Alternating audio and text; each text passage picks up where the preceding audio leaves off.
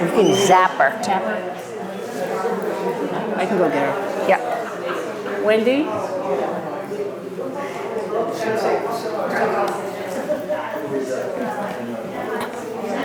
Good evening, everyone, and welcome to the Peacedale Museum of Art and Culture. I'm Lisa Fiore, President of the Board of Trustees for South County's oldest museum, and this year we're celebrating our 132nd year. Tonight we travel back in time for our last fall presentation with the three delightful Hosley sisters. We have Wendy, Cynthia, and Priscilla. We'll visit Wakefield's historic Dale Carlia Corners through their well-preserved family photos along with their interesting and joyful childhood memories. So let's take a step back in time as we welcome the lovely Hosley sisters, Wendy, Cynthia, and Priscilla. Now I just want to encourage you to ask questions. They know so much and they have so much information, and I'm sure you'll be interested in hearing it. So take it away. Well, we are the Hosley girls, Cynthia, Priscilla, and Wendy, and we have a brother, David, and had a sister, Christine, who has passed. Family photo. Our story's about the Dale Carlia House, also known as Twin Chimneys, Dale Carlia Corner, the Holly family, and our history behind it. How many of you, with raising your hands, know where Dale Carlia House stood? Okay, yes. Okay. Anyway, the information that we have, most of what has been passed down to us came from our mom, Audrey Holly, and our cousin Shirley Holly Southwick, and mom's brother, Phil Holly. And you can see that just a corner of Twin Chimneys in the background. They are on property which is now Belmont Plaza. That's where these little kids are looking across Main Street to where Twin Chimneys stood. And those are signs along the road. And over here is Kingstown Road. And you can tell there's a bit of a hill there. And a huge elm tree. And an elm tree. And over here would be, whoops, where's my clicker? Okay, over here would be Old Mountain Field in the background. So this is all the lawn. Down below is Main Street and the three cousins, the Hollies. Well, most of the information came from our mom, from Cousin Shirley, and from Uncle Phil. And we also have lost SK by the Pettaquamscut Society, and images of Wakefield and by Betty Cotter. And there's loads of pictures in here from either Sue Holly's father, Uncle Phil, or our cousin Shirley Southwick, or our mom, Audrey Holly Hosley. And then Remembrances of Life in Peacedale and Wakefield by Diane Smith. Those were primarily the three resources, plus family. And we'll be reading one excerpt from here that your dad talks about the ice company and his jobs. Well, let's begin with the house. The records are unclear, but the history indicates the house was probably built in the 1690s. It was possibly the oldest house in the South Kingstown, Narragansett section of the Pettaquamscut Purchase. So you realize this house was built before the Revolutionary War, the Civil War, the Great War, and was standing during World War II. Now in the picture, this is our great-grandfather, and that's George Holly. And next to him is his wife, Lillian Tucker. And there's our grandfather. Nope, that's Uncle Leonard right there. And our grandfather, Arthur, right here. So those are the Holly sons. Okay, your turn. The house itself, that house was not. No, that house, that huge, huge house was not. But there was the first recorded history was of a, yeah, we'll get into that, but not that huge yet. But you see why they call it Twin Chimneys. Go ahead. Okay. John Hull, who was one of the 5 original Pettaquamscut purchasers, acquired that property in 1650s. Now, a man by the name of Sam Sewell purchased it in 1704. And 10 years later is when a deed shows that a Nathaniel Niles was the owner. And this was the first recorded deed referring to a house. Now, it probably wasn't that one, but a house that was built on that very site. The Niles family owned the house until the early 1800s. And it included, at that time, 200 acres, and it was operated as a plantation. There was a Niles family burial plot and 15 slave gravestones on the property. I don't know if those were moved. That's unknown to us, but Haven't found anything? No. yeah. Jay, the archaeologist, know anything about that? Would you know anything about I know those? it was there. You know it's there, okay. To the best of my knowledge, no, we don't know where Okay. it was, if it was ever relocated. Oh, Okay, thank you. so you want to do this? It was sold to Rowland Hazard in 1819, and he called it the Dale Carlia House because it reminded him of a region in Switzerland that he had loved, Sweden. He had loved. It had been previously known as the Judge Jeremiah Niles House, the Johnny Cake House, and the Hazard House. And Rowland lived there until 1829. His son William stayed until 1832. And a few years later, it was turned over to Rowland's daughters. One of the daughters, named Anna, formed the Anna Hazard Land Company. And that's who our great-grandfather George bought the property from in 1913. So that's how we came to be connected to the Dale Carlia House, Twin Chimneys. And that's our grandfather, great-grandfather George? Sure, we'll tell you about the family, right. And there are pictures and their wedding certificate framed up here from a long time ago.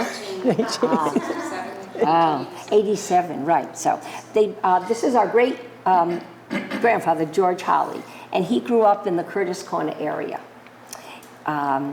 He married Lillian Elnora Tucker, and she was from Tuckertown, so they weren't too far apart. Hi, Brad. I'm an outsider. My family moved here in the 60s, but we were able to buy land, and it's been preserved now out there. Off on Curtis Corner. Curtis Corner. And on there is the most gorgeous Holly family cemetery that you would ever, the stone that's in there, the carvings, the prayers, everything. And their mom would walk through from Tuckertown through the woods there and end up coming down the driveway by the Little Ridge family, for lack of a better way to explain it. And it was beautiful then, and it was the neat thing was it always was being preserved. The people that lived there, even in those days, had reverence for the stone walls and the fields and so forth. It wasn't, let's dig it up and make home lives. So, I'm sorry. No, that's Okay, fine. thank you. Add if you can. Lillian and George had 2 sons. One was Leonard Holly and Arthur Tucker. And Arthur Tucker Holly was our grandfather. Both graduated from Rhode Island State College, one in 1915 and one in 1919. And that house that they, the house, the Twin Chimneys house, was bought in 1913. So when our grandfather and great uncle lived at Twin Chimneys, it was in their later teen years. They started out, they lived this couple, lived at Broad Rock Farm. And that is Grandpa and that's Arthur, our grandfather, and Leonard, his brother, and there's George and Lillian. Now, George was the foreman. The land was owned, the farm was owned by the Hazard family. And it was located where we have the Broad Rock School and the Senior Center and the YMCA. And it covered lots of acres, at least all the way up to Route 1. That land was all Hazard land.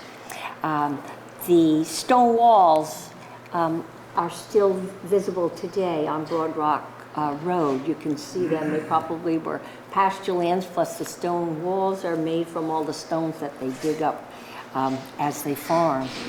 The farm was home of 120 Guernsey and Holstein cows. Eggs, milk, and cream were also delivered from the farm. And there's a milk wagon, and it does say on there Broad Rock Farm. And it says the milkman poses with his horse and wagon. As late as 1935, the farm sold grade A raw milk. It was agreed in the advertisement against pasteurization because clean milk was always superior to cleaned milk. So that was in the American Times a long time ago. So, in addition to running the farm, he also managed the ice houses. There was the Saugatucket Ice House, and it was on Saugatucket Pond in Peacedale. And you can see it says Saugatucket Ice right up there. The barns at the farm once were a short distance from Dale Carlia.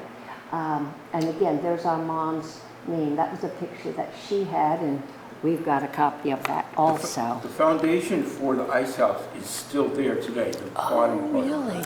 And that's on Hopkins Lane, I think. Or you're talking about the Saugatucket one? Saugatucket. Oh, okay. Saugatucket At one, the end of okay. Peacedale Pond. Oh, up there in Peacedale Pond, right. The Hazards family, as you might know, built this building, the library, the guild, the Congregational Church in Peacedale, Stepping Stones Kindergarten that we went to, not the original building, and a lot of other buildings and bridges in the area. Well, in 1913, George married Lillian, and they were married, they bought Twin Chimneys, and this is taken in about 1908. And it's from Kingstown Road, where the grass is on the picture over there, Priscilla. Can you toss it over to the... Oh, there, right yes. there. So it's taken from that view. But the caption under the picture that we have says 1908. And you can see how it had been unoccupied for quite a period of time. William lived there only until 1832, and this is 1913. I don't know how long between that it was unoccupied, but it had fallen into disrepair. But it sat on a hill, which is noticeable, and overlooked what is now the busiest intersection of Wakefield, Dale Carlia Corner.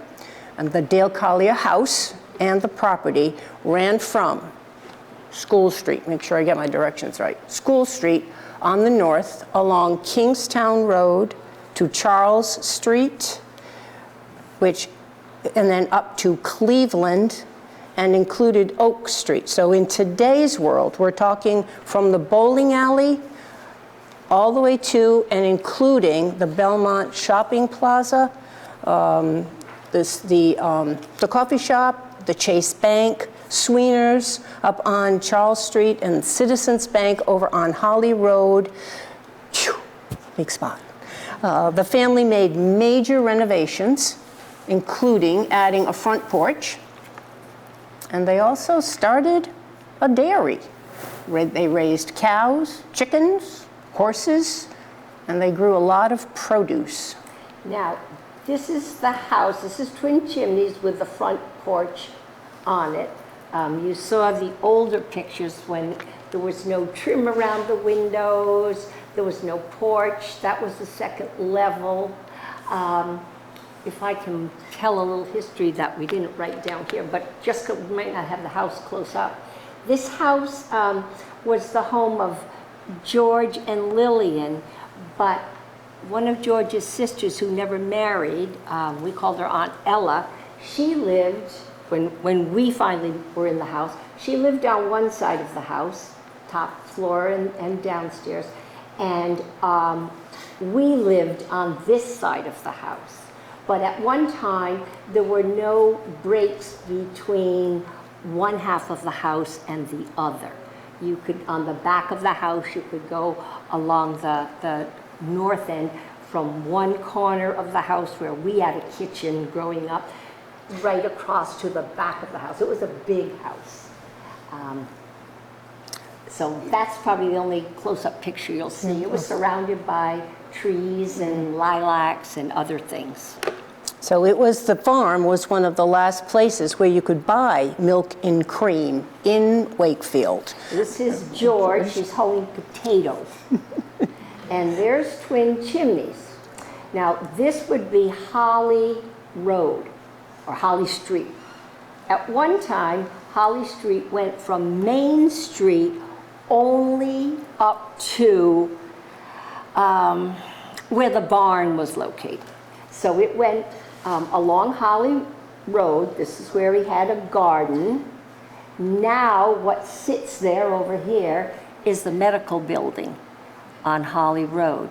And in front of that sits Citizens Bank. That road there was off Holly Road, and it went up and in front of the house and back down. It ran into what we call Dale Carlia Street or Dale Carlia Road. Dale Carlia Street, I think it is, yeah. and that divides where CVS and Job Lot are. There's a little side street right there. That's what Holly Road would connect to that. Okay, so that's Grandpa George, And then- great-grandpa. Great-grandpa, right. And he started that delivery, the milk and ice delivery, in 1917. And then in 1920, he needed more business. He started the Holly Incorporated Transportation Company because the trolley line to Providence had ceased operation. So he and his sons could gather milk from around surrounding farms and take it to the metropolitan area because there was no way of getting it there other than his company. Now, if we stop with this picture, it doesn't look like a big hill, but it was a hill. This is Holly Road with my wiggly finger. And at the end of this area, it went downward. And over here, there was a barn, their dairy barn. And east of that, in line with that, was John Deere, Howard Johnson's shop. And that stuck out onto Kingstown Road.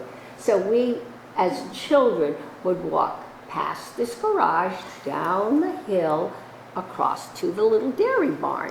And this was all field. This was the field that was the garden area, that great-grandfather. And our father gardened along with great-uncle Leonard's wife, Aunt Jen. They both had gardens right there on Holly Road.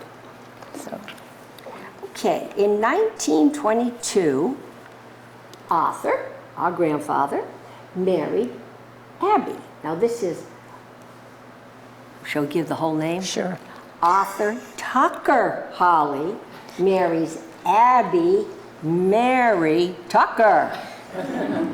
Okay, what did Grandpa always tell us? He always said, you don't get far in an ox cart back then. So they were actually third. Sure. Yes, you don't get, Grandpa said, you don't get far in an ox cart. And they actually met. Is my speaker on? Can you hear? They, It's good. We can talk louder. I can do that. yeah. Talk. They met at the Curtis Corner Baptist Church. And I remember stories, and I'm jumping ahead here before I forget the story. Our grandfather, long before we were around, dressed up like Santa Claus Christmas Eve at the Curtis Corner Church. Mom would tell us, I was so stupid. Grandpa was Santa Claus. I was scared to death to sit on the person's lap, and I couldn't wait to get home because I was afraid Santa would see us in the car and maybe stop us again. So I'm like, that was your father? Yes, I was very sheltered. But that's where they met. One grows up in Tuckertown, and that would be Abby. Grew up in Tuckertown, Right. and he grows up at the Broad Rock Farm, but they met at the church. So that made it okay. And so anyway, so they moved to a new home on Main Street, on Dale Carlia Corner and Holly property. The house was a wedding gift from his parents, from Arthur's parents, and they moved it from Kingstown Road, not very far up the road here, near the Oaks. And it faced Twin Chimneys. That's the front of the house, and it would be facing Twin Chimneys with the porch. Santander Bank sits there now. Yeah. Right at the entrance to the scallop shell, there's a house on the hill. It's identical. Yes. Yeah, to Grandma's It house. doesn't have a porch on it. No, It has but a front door. It has, Yeah, it was a twin house, right? Right, has When we would visit our grandparents, and that was long after Twin Chimneys was gone, this part would be all closed in, screened in. and this is Main Street right here, and the Santander Bank sits there now on Belmont Plaza. And that's where our mom Audrey and her brother Philip were raised. This is the side. Yep, there's Mom, and there's Sue's father, Uncle Phil. Yes, and they grew up in that house. And when you think about it, yep, there's Abby, Arthur. Never could get over how she was taller than he, but didn't seem to bother him. And there's Mom, Audrey, and Uncle Phil. And I don't know where this picture was taken because I do not remember that there were that many trees on the Wakefield property. There were pear trees because our grandfather and his brother graduated with a degree in agriculture from Rhode Island State College. But he had pear trees that grew along one side of their property. Not that big. No, those are not pear trees, no. right? So, If you go back, can you go back one? The next one, yeah. So here we have the snow. Across the street, you can imagine, there's nothing but fields all the way up the hill to the front of Twin Chimneys. So Phil and Audrey would leave their house, cross Main Street, which wasn't very busy, run across the fields up to visit their grandparents at Twin Chimneys, Dale Carlia House. So they were never very far apart. In 1946, our mom, Audrey, married our dad, Roscoe Hosley, and he came to South County by way of the Army. He was stationed for a while at Fort Kearny in Narragansett, and we learned just a month or so ago from Brian Wallen, okay, he made a presentation that Fort Kearny in 1946 became a POW camp. German prisoners were stationed at Fort Kearny. Narragansett, South County people were not to know. You can imagine how upset that would be to think that your son and family are in Germany or fighting somewhere, and now we are housing selected POWs. And there were no guns used on that prison area. The prisoners, as we were told, were not allowed to leave the premises. This flagpole, this is the site of the original flagpole. There's our dad standing there at Fort Kearny. There is a flagpole there now, but Brian did tell us that it has now been replaced with a new one, but in the same place. And that's the oceanography school. That's where Fort Kearny was. GSO, Yeah, that's where it was built. Yeah. We moved, or they moved to Twin Chimneys. And that's, we'll go one back, I think. Yeah, our mom was a registered nurse, and she had finished nursing school, and her grandfather wasn't well. Our grandmother had died, great-grandmother had died, and we all moved. We were born there. There's Cynthia in the middle, that's myself, and Christine. Now, this is another picture with Mom and Dad, and on the back of it, it said, 8 years already? You know, and they look bush, or only 8 years, that was it. Yeah. And that couch, the bottom flipped up, and there were Lionel trains underneath. I remember that. And there we are with little Christine in the middle. She's the one of our sisters who has passed. Mom and Dad went on for many more years. They had 63 total before they got through, so 8 years was just a drop in the bucket. But anyway, so that's where we were. So let's tell some of our memories of tales. living there, some tales, yes. Yes. Holly's owned the property, as we said, past Main Street, Dale Carlia Corner where Belmont's is. But every summer, and as far back as one of our, Shirley would talk about, a carnival came to Wakefield, and they rented Holly property, and the carnival sat at the corner of the parking lot where CVS is, where all that extra parking is. And we got to sleep outside, the three of us girls. Maybe Christine didn't sleep Probably out not. there. She was really little, younger than us. And we sleep out there on Army carts. And those cots were probably Army surplus from Dad, and they had mosquito nets over them. And we got to watch the carnival that night. Remember people diving off a board, and a lot of music and a and little lights. I don't know if they had a Ferris wheel or not. I just remember being out there. We never got to go to the carnival. Years later, I understand that the carnival was set up across the street where Store 4 and Bank of America, I think that's where it was set up later on as time went on. Another story? Oh, we slid down that hill, especially in the fall when the grass was dry, on cardboard. And we didn't have to worry about many vehicles on the road because there just weren't that many. But it doesn't look big probably now, but it was really big to us when we were little. And it was a lot of fun. And that's Kingstown Road right there. Oh, and no parking, I think it says. Not that anybody was there to park. Okay. We would visit the cow barn, and the man that took care of the cows, we just knew him as Stubby. I just remember that. He wore those Bib overalls. white and blue overalls and a little, like a milk hat that was white and blue. And the farm was down below there. And next to it was the John Deere, Howard Johnson's plant. And Russell Johnson, who is probably 96 or something. He was a good friend of your father's, Uncle Phil, and a good friend of our mom. So he would grab milk there. He'd come up to visit us.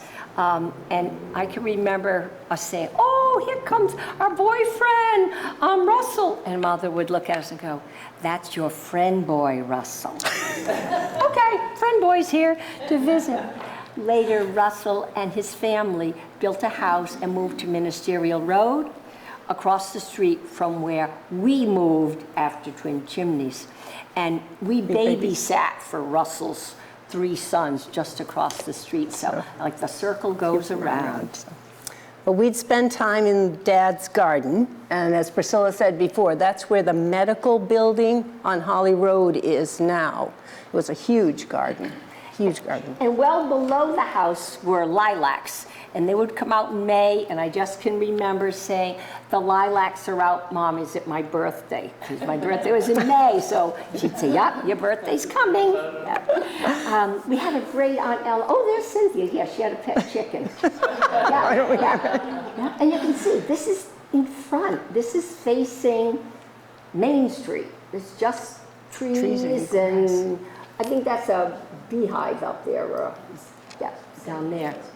Our grandmother, our great aunt Ella, who was sister to George, she would make cottage cheese. And I can remember sitting there with her on that front porch, whipping up the cottage cheese. It was kind of an off-white color, and it squeaked when I would bite on it. I can remember that. It had kind of a squeaky sound. It was, I don't remember salt being added, I'm not sure, but I could remember sitting there and doing that. And then if we weren't making cottage cheese, she was a great collector of the National Geographic, so we saw all kinds of pictures from all over the world, and that would be an entertainment. She also made our doll clothes. She happened to be the seamstress for Mrs. Bacon, who was Caroline Hazard's sister. So she was a great seamstress, and we always had the best doll clothes. We did. And she made great lemonade, and we'd sit under that huge elm tree that you saw in the other picture, drinking that refreshing beverage in the summertime. And then the three of us had measles all at the same time, Priscilla and Christine and myself, and we slept on those cots that we used in the summertime in the living room. And Dad, having been a medic in the Army, would keep us covered with lotion to keep the itch and whatnot down. And then on the back porch, there was this awful-looking thing called a ringer washing machine, which we weren't allowed to get too close to, right? so, right. Yeah. There was farm equipment, whole farm equipment scattered around, and we would take turns being the patient or the dentist. And we'd be sitting there, I just remember a mouth open, and we probably had sticks pushing each other's mouths. We were little. It was fun. Yeah. Other than that, The stone steps yeah. going down to the earthen basement that was very dark and damp, and that wasn't a place that we went willingly, if at all. So. In 1957, our grandfather and Leonard sold the property where Dale Carlia House stood. It was sold to the Roger Williams Savings Bank and Loan Company, and that property is where CVS now stands. And before CVS was there, well before, the first thing going on that property that they'd owned was the First National Store. And yes? Roger Williams Bank wasn't where CVS is. No. That's right, it was the job lot, Yankee Travel, that's what I should have said, Yankee Travel, yeah. Right. Yankee Travel. Yeah. Right. But after Roger Williams Bank, it became, or Old Colony, there was a whole bunch of banks before it became the Travelers. Right. But prior to that, they had sold the property from Dale Carlia Street to Main Street, and that's where the First National was. I don't ever remember the First National store, but in the town hall, at the tax collector's office, there's a picture of Twin Chimneys on the hill with all the white trim and the nice porch, and in front of it is the First National store. So, like I said, we don't remember the First National being there, but it had to be there because when we moved out of the house went down in a year after. Our dad, he was hired to demolish the house. Dad was a carpenter, and he said that under the high roof of the Twin Chimneys, there was a salt box type of a roof that was probably the house that was first built there. And there was an old, massive stone fireplace base that they couldn't break. It was made out of oyster shells, and it had to be towed or pushed into the bog that would be below the hill, out near where Washington Trust Bank and the barn used to be. That was all swampy there. And Sue can recall as a kid skating on, because she grew up at Uncle Phil's house, or Dad's house, which was right at the end of Oak Street, School and Oak Street. It just got sold. Just got sold. Yeah. Okay, so the chimney couldn't be broken, the house and the hill were gone, and 20,000 yards of earth, gravel or whatever were Was taken removed from from there. the hill. And lastly, job lot sat on the spot where, Sits there now. where The house it was. is. And this was their business on the other side of the road. This was Holly's Incorporated. And Cynthia, why don't you read Sure. about that? Sure. In 1920, they had the milk and the ice delivery going. And then in 1937, they started, Arthur and Leonard started Holly's Incorporated, which became a moving, storage, a school bus, and general trucking firm. Their primary location was in Dale Carlia Corner, where all the trucks and whatnot are, currently occupied by the Belmont Shopping Plaza. But they had other offices, one in Providence and one in Westerly, near the train station, rail tracks, whatever, because they would pick up freight deliveries and haul it to places that were supposed to be delivered to, or put it in storage, whatever the item was. But that was their business, as well as the ice and the wood. Yep, they started, oh, that's Holly's. That would be facing now, it was Bess Eaton, now it's Rhode Island Guys. That strip mall. Right, and that's facing where Maine's Ice Cream used to be. These folks, there's Mom and there's great Uncle Leonard, they're standing right at that entrance. And this is Kingstown Road, and this is where Maine's shopping center is now. Can I tell you? Yes, yes. One of my favorite stories that Grandpa used to say. Remember, they had a trucking company, and at various times they had to go places that were challenging. And one story, I don't remember how big the truck was, but it's certainly bigger than the ordinary pickup. They had to deliver something on the top of Jamestown Bridge. And it was just 2 lanes. Yes. And Yes. they did, I think it was Grandpa driving. Yeah. A 3-point turn on a 2-lane Jamestown Bridge with no edges. I think he said it was paint when they were building the bridge and painting. I think he said it was paint, yeah. Paint that they were delivering for that, yeah. But they started with only 3 trucks, but they became one of the oldest interstate commerce commissioned certified Rhode Island carriers. And that made it possible for them to ship goods nationwide, including a regular 50-pound shipment of Kingston sausage to President Truman in the White House. And the story goes that Senator Pastore gave the president some of this sausage, which he loved, and so it became a regular shipment, and Holly's made sure it got there. So, that calf bar is where the sausage plant was, and Ned Caswell gave us this picture because his family owned and operated the sausage company. So, okay, the Hollies owned and operated the school buses, as we said. We rode on the school buses. Some of you may have ridden on a Holly school bus, and our father drove for his father-in-law for a while, and he picked us up the first day in the school bus, and we were surprised. I remember Mom saying, "You have a surprise this morning." I'm like, okay. And usually the bus stopped, we'd run across the street, or we'd across the street. But this time, it drove into our driveway. Dad!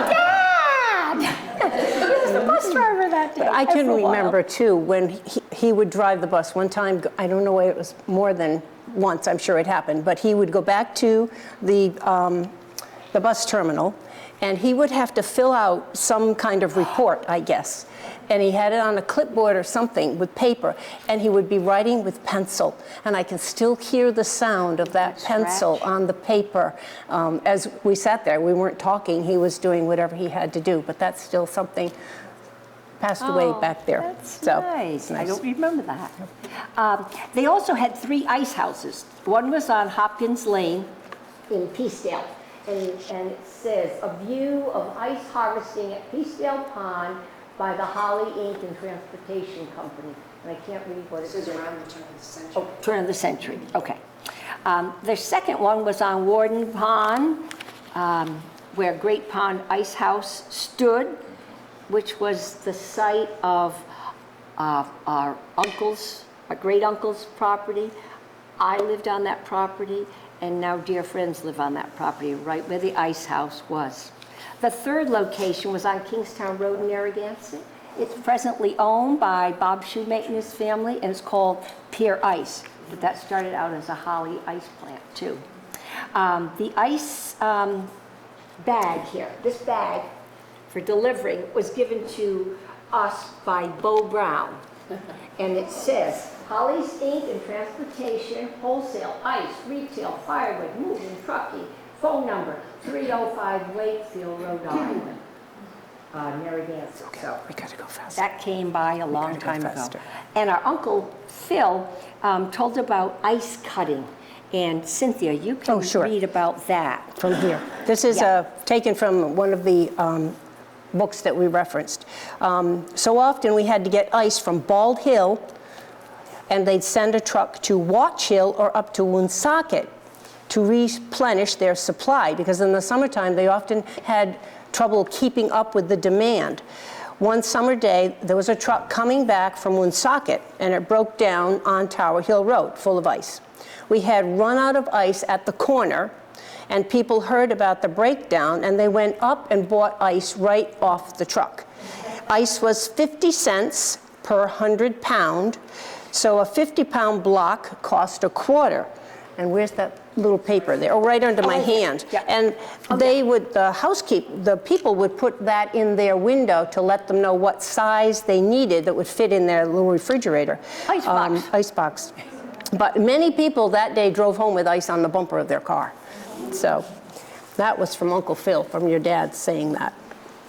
And then, Holly's Ink. we got the World War II. Oh, and it said ice selling continued until after World War II, which we found surprising. You knew that? You knew that? Somebody remember? Okay, this is Holly's crew cleaning, they called it the Drift Road. It's Matunic Beach Road, April 1st, 1920.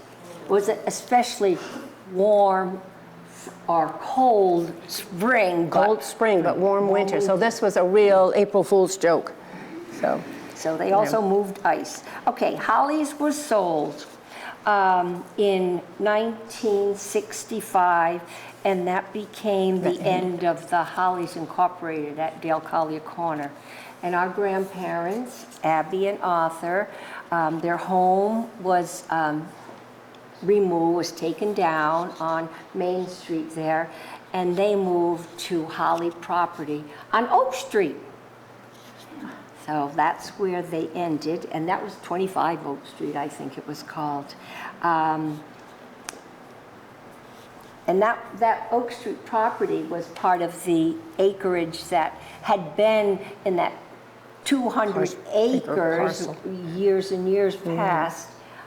So they were back on Holly property. This is the house now, and you might know David Brown, who does landscaping, son of Dale Brown. That's where he lives. And this was the house when our grandparents lived there. And I live right across the street on Holly property. So, in the 40s, Arthur and Leonard built summer cottages at Warden's Pond, the site of the Great Pond Ice Company. And this one right here, up on the board, that was built on the site of the Great Pond Ice Company. And we enjoyed many, many summers there, doing things together with family. And then in 1954, the Holly brothers sold a piece of land on Warden Pond to the state of Rhode Island for $10, with a stipulation that the public could use that in perpetuity because it provided the only access to that pond. And then in 2020, with the help of Sue Sosnowski and Kathy Fogarty, Rhode Island DEM officially renamed it the Holly Landing at Warden Pond in honor of our grandparents, of our family. So, Where was the ice house on the pond? I live in Tuckertown, so. Okay, Right. this is, you go down the driveway is just past, is it the Lowndes' property? there's just Okay, be, just past Across it. from that new parking lot. Yep, Right. just before you go up the little hill, the little rise to the pond, to the parking in the pond. And this was our great Uncle Leonard's camp. I bought that camp, or my ex-husband and I bought that camp, and then this was our grandfather's camp, so they sat Side by side. But the ice was taken out of Great Pond right from that shoreline. It's the east side. I think still, my friends who live there now, there is a big chunk of granite that was once pulled out of the pond. I think when I lived there, we were sweeping around in the sand and the grass and got to move some of that up. And then the other big chunk is at the end of your front deck. It's the step down. Those came from the ice house. And Mom would say, and I don't know how true the story was, but when they would be harvesting, pulling ice out of there, she said, the team of horses, according to her grandfather, the team of horses always knew it was the last load of ice they were going to haul, and they wouldn't budge until the guys gave them a shot of whiskey. And then they moved, and then the guys probably went, one for me, one for you, one for the horse, and one for that horse, and okay, boys, we're out of here. Right. But that's where the ice house was on Great Pond. That's what it used to be called, Great Pond, but it was wardened to us. yeah, so. Yeah, thank you for attending. If you have questions and Or comments? comments, yes. When you mentioned Jeremiah Niles, Yes. I do see that there's a Jeremiah Niles potter plot that was moved to Riverside Cemetery. Oh, And so I think his mother was a potter. Okay, so that must be why it says potter. okay, yeah, okay. And then there's another Niles lot, an old Niles family lot on Kingstown Road, but I don't know where on Kingstown. Ah, thank you, Julie. Yeah. So that's actually historical, Rhode Island Historical Society for the South Kingstown Historical Cemeteries. This was wonderful to share, but we have one regret, that we didn't ask enough questions yeah. of our mom and dad and great uncle. I don't know if that's true of all generations, but we said, only if we'd asked, only if we asked. We don't know. How come we didn't ask? But time went. And we're the last generation. Yes, of the Hollies. So. Yeah. Your mom, I had the pleasure of knowing her well. She was such a wealth of information, and readily would Share it. love to share it. Yeah. So, thank you. Yes, Take time time to look look around. We've got at lots the of things. pictures. Hollies. Thank you. Did we go through? Thank you, everyone, for coming, and please be sure to come up and take a look and continue to ask questions. And wish everybody happy Thanksgiving. Thank you.